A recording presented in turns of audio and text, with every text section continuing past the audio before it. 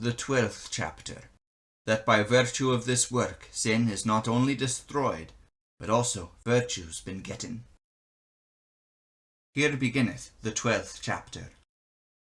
And therefore, if thou wilt stand and not fall, cease never in thine intent, but beat evermore on this cloud of unknowing that is betwixt thee and thy God, with a sharp dart of longing love, and loath for to think on aught under God, and go not thence for thing that befalleth. For this is only by itself that work that destroyeth the ground and the root of sin. Fast thou never so much, wake thou never so long, rise thou never so early, lie thou never so hard, wear thou never so sharp, yea, and if it were lawful to do, as it is not, puttest thou out thine eyen, cuttest thou out the tongue of thy mouth, stoppest thou thine earing and thy nose ever so fast. Though thou shear away thy privy members, and deadest all the pain to thy body, that thou mightest think, all this would help thee right not. Yet will stirring and rising of sin be in thee. Yea, and what more? Weep thou never so much for sorrow of thy sins, or of the passion of Christ, or have thou never so much mind of the joys of heaven. What may it do to thee? Securely much good, much help, much profit, and much grace will it get thee. But in comparison of this blind stirring of love, it is but a little that it doth, or may do, withouten this.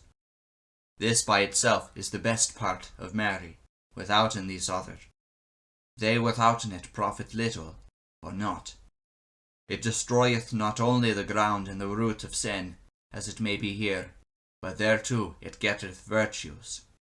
For an it be truly conceived, all virtues shall be subtly and perfectly conceived and feeled comprehended in it, withouten any meddling of the intent.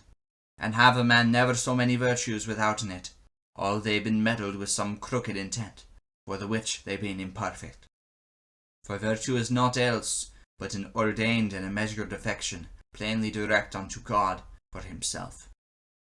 For why he in himself is the clean cause of all virtues, insomuch that if any man be stirred to any of virtue, by any other cause meddled with him, yea, though all it be the chief, yet that virtue is then imperfect. And thus, by ensample, may be seen in a virtue or two instead of all the other.